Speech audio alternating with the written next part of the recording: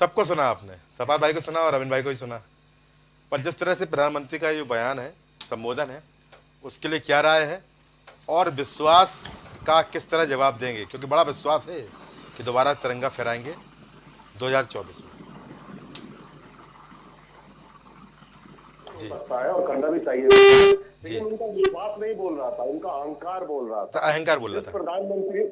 जिस प्रधानमंत्री ने देश को बर्बाद करने का काम किया है, वो फिर सपना देख रहा है कि एक बार फिर 5 साल के लिए प्रधानमंत्री बनेगा। लेकिन देश की जनता ये मन बना चुकी है, इस बार इनको बाहर का रास्ता दिखाएंगे।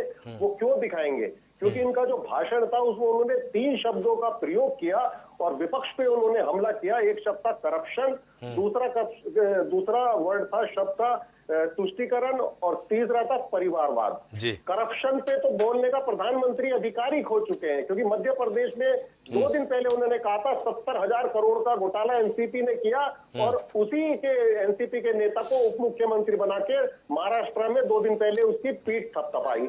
और आजाद भारत में पूरी दुनिया में अगर सबसे बड़ा घोटाला स्टॉक मार्केट में हुआ एक हिंडनबर्ग रिपोर्ट की आधार पे, तो एक उद्योगपति जो कि मोदी जी के मित्र हैं, उनके 12 लाख करोड़ रुपया डूब जाता है 1 महीने में।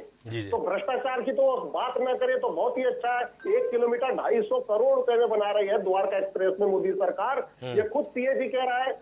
तो केवल इनका झूठ और फरेब और धोखा, यही इनका लेखा जोखा है 9 साल का। और दूसरा, इन्होंने तुष्टीकरण का उदाहरण दिया। तुष्टीकरण बहुत हुआ है, तुष्टीकरण से देश बर्बाद हुआ है। तुष्टीकरण का अगर उदाहरण समझना है तो आप जय शाह को उठा लीजिए। एक साल में 50 लाख से 80 करोड़ उसके खाते में कैसे आ गए? उसके अंदर क्या काबिलियत थी जो बीसीसीआई के सबसे ताकतवर पद पे वो आदमी पहुंच गया। और तुष्टीकरण का दूसरा उदाहरण अडानी है। आप 20 साल का उसका रिकॉर्ड उठा दीजिए। जब वो गुजरात में मुख्यमंत्री थे, प्रधानमंत्री, तो कैसे उसकी संपत्ति बढ़ी, अब प्रधानमंत्री बने तो देश को कैसे लुटवाया जा रहा है। तो तुष्टीकरण के 2 उदाहरण दिए मैंने आपको। और परिवारवाद की बहुत बात करते हैं।